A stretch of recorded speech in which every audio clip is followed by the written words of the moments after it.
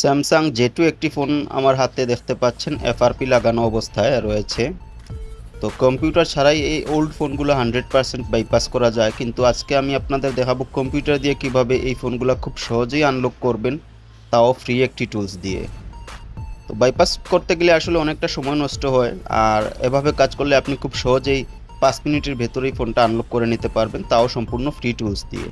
স্যামসাংয়ের ওল্ড ফোনগুলো কিন্তু এখনও আমাদের কাছে প্রায় সময় লক আনলকের জন্য নিয়ে আসে, আর এইগুলো তো হাতেও বাইপাস করা যায়, তবে সময় একটু বেশি যায়। তার কারণে আমি কম্পিউটার দিয়েই আনলক করতে প্রেফার করব। যদি আপনার কম্পিউটার থাকে তাহলে অবশ্যই এই ফ্রি টুলসের সাহায্যে 5 থেকে 7 মিনিটের ভেতরেই আপনি ফোনটি আনলক করে নিতে পারবেন, এবং এটার চেয়ে সহজ আর কিছুই হতে পারে না। কাজটাও খুব সহজ, কোনো ঝামেলা নাই। তো প্রথমেই ফোনটাতে ইউএসবি কেবল কানেক্ট করে নেবেন। আমি আমার কম্পিউটারের সাথে ইউএসবি কেবলের মাধ্যমে ফোনটা কানেক্ট করে নিলাম। এখন আমাদের বাকি কাজটুকু কম্পিউটার স্ক্রিনে। তো এই ফোনটা আমি আনলক করব স্যামসাং Z3X, যে ক্র্যাক টুলসটা আমি 2-1 দিন আগে আপনাদের কাছে শেয়ার করেছিলাম, ওই টুলসটা দিয়েই। যাদের টুলসটি প্রয়োজন পড়বে তারা উপরের ডান পাশে এই জায়গা থেকে এই ভিডিওটি দেখলেই আপনারা টুলসটি কিভাবে ইনস্টল করবেন এবং কিভাবে ডাউনলোড করবেন জানতে পারবেন। এবং আমি ডিসক্রিপশন বক্সেও ভিডিওটির লিঙ্ক দিয়ে দেব, ওখান থেকেও ভিডিওটি আপনারা দেখে নিলে সম্পূর্ণ ইনস্টলেশন গাইড আপনারা পেয়ে যাবেন। টুলসটি ইনস্টল করার পর আপনারা অবশ্যই টুলসটি ওপেন করবেন রান অ্যাজ অ্যাডমিনিস্ট্রেটর এইভাবে। যারা জানেন না তাদের জন্য বলে রাখি যে এই টুলসটা দিয়ে কিন্তু স্যামসাংয়ের পুরাতন ফোনগুলা কান্ট্রি আনলকও করা যায়। নেটওয়ার্ক লক থাকে না, যে বাইরে দেশ থেকে ফোন আসার পর নেটওয়ার্ক লক থাকে, ওই ধরনের ফোনগুলা কিন্তু কান্ট্রি নেটওয়ার্ক আনলক করা যায় এই টুলসটা দিয়ে। স্যামসাংয়ের পুরাতন ফোনগুলো এখনও প্রায় সময় অনেক ফোন আসে, কাস্টমার চালাচ্ছে তারপরেও নেটওয়ার্ক লক হয়ে যায়। তো ওই ধরনের স্যামসাং J2 থেকে J7 পর্যন্ত অনেক পুরাতন ফোনগুলো আসলে এই টুলস দিয়ে নেটওয়ার্ক আনলক করা যায় খুব সহজেই। টুলসটা আসলে যারা পুরাতন টেকনিশিয়ান তারা জানেন যে খুব উপকারী ছিল আমাদের অনেক আগে, আজ থেকে 7-8 বছর আগে, যে প্রথম কোনো ক্র্যাক টুলস ব্যবহার করলে এই টুলসটাই অনেকে ব্যবহার করেছেন। তো টুলসটা এভাবে ওপেন হওয়ার পর এখানে ট্রাইতে ক্লিক করবেন, একটু সময় অপেক্ষা করবেন, টুলসটি ওপেন হবে। আপনারা যদি এখনও আমার চ্যানেলটি সাবস্ক্রাইব না করে থাকেন অবশ্যই আমার চ্যানেলটি সাবস্ক্রাইব করে নেবেন এরকম আরও ভিডিও পেতে, এবং আমার চ্যানেলে এরকম আরও অনেক ভিডিও আপলোড করা আছে, সেগুলো আপনারা দেখতে পারেন, আপনাদের আশা করি উপকারে আসবে। অনেকগুলো ফ্রি টুলস আমি আপনাদের কাছে শেয়ার করেছি এর আগেও আমার চ্যানেলে, আপনারা চাইলে ওই ভিডিওগুলো দেখতে পারেন।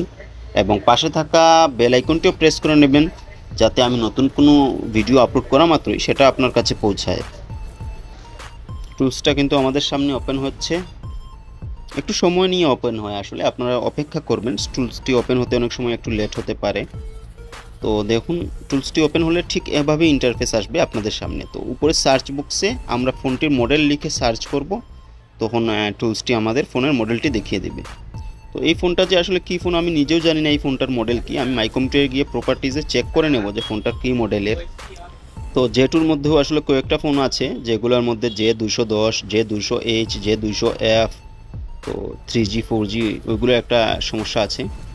তো এ ধরনের কাজ আনলকের ক্ষেত্রে আপনাদের কমপ্লিট জানতে হবে যে ফোনের মডেল নাম্বারটা কত। তো আমি দেখুন ফোনটির উপরে মাউসের রাইট বাটন ক্লিক করে প্রপার্টিজে ক্লিক করলাম, এখানে দেখাচ্ছে J200F, মানে এটা 4G মোবাইল। যদি এখানে J200H হতো তাহলে 3G হতো, J200F মানে এটা 4G, J2 4G মোবাইল। তো আমি J200F এখানে লিখে সার্চ করে তারপর মডেলটি সিলেক্ট করে নিলাম। তো মডেলটি সিলেক্ট করার পর আমরা এখানে রিবুট টু ফ্ল্যাশ অপশনটিতে ক্লিক করব, তখন ফোনটা ডাউনলোড মোডে ওপেন হয়ে যাবে। তো দেখুন ফোনটি পাওয়ার অফ হয়ে গিয়েছে এবং ডাউনলোড মোডে ওপেন হয়ে গেছে। এখানে আমাদের home button, volume down button, পাওয়ারকে একসাথে প্রেস করে রাখার প্রয়োজন পড়েনি, টুলস অটোমেটিকলি ডাউনলোড মোডে ফোনটা ওপেন করে নেয় এভাবে। আনলক ট্যাবটিতে ক্লিক করবেন, তারপরে এখানে রিয়েক্ট এফআরপি রিসেট এই অপশনটিতে ক্লিক করবেন। তো আপনাদের সামনে এরকম এরর আসতে পারে যদি আপনি প্রথমবার এই টুলসটি ইনস্টল করে থাকেন, মানে এই টুলসটাকে আপনি ব্যাকআপ ফোল্ডারটা দেখিয়ে দিতে হবে আপনার সি ড্রাইভে কোথায়, যে জায়গায় টুলসটি ইনস্টল হয়েছিল। তো আমি এই জায়গায় পারফরমেন্সে ক্লিক করে তারপর আমাদের সি ড্রাইভে যে টুলসটি ইনস্টল করার ফোল্ডার আছে ওই ফোল্ডারটিতে ক্লিক করে ব্যাকআপ যে ফোল্ডারটি আছে ওই ফোল্ডারটি দেখিয়ে দেব। এই যে ব্যাকআপ এখানে দেখিয়ে দিয়ে ওকেতে ক্লিক করে দেব, তারপর অ্যাপ্লাই। তো এখন তো আমাদের আশা করি ফোনটি কাজ হবে না, কারণ আমরা একবার এটাকে ইরর করে নিয়েছি। তাই এখন ফোনটা আবারও বন্ধ করে আবারও ডাউনলোড মোডে ওপেন করে কানেক্ট করে তারপর আনলক করতে হবে।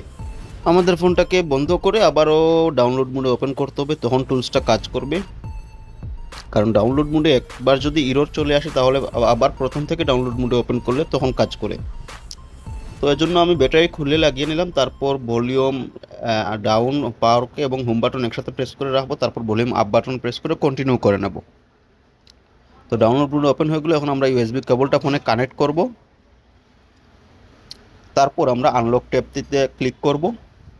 আগের মতোই কাজ, আনলক ট্যাবে ক্লিক করলে এই যে রিসেট এফআরপি রিয়েক্ট ইই অপশনে ক্লিক করলাম, শেষ, আমাদের কাজ শেষ। এখন ফোনটা রিস্টার্ট নিয়ে অন হবে, একটু সময় লাগতে পারে, অপেক্ষা করবেন, লোগোতে আটকে থেকে একটু সময় লাগবে।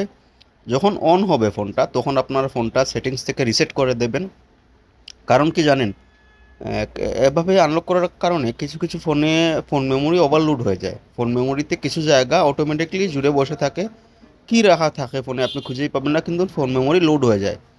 তো এভাবে আনলক করার পর অবশ্যই কাস্টমারকে দেওয়ার আগে ফোনটা সেটিংস থেকে রিসেট করে দেবেন, তখন আর ফোনে কোনো সমস্যা করবে না।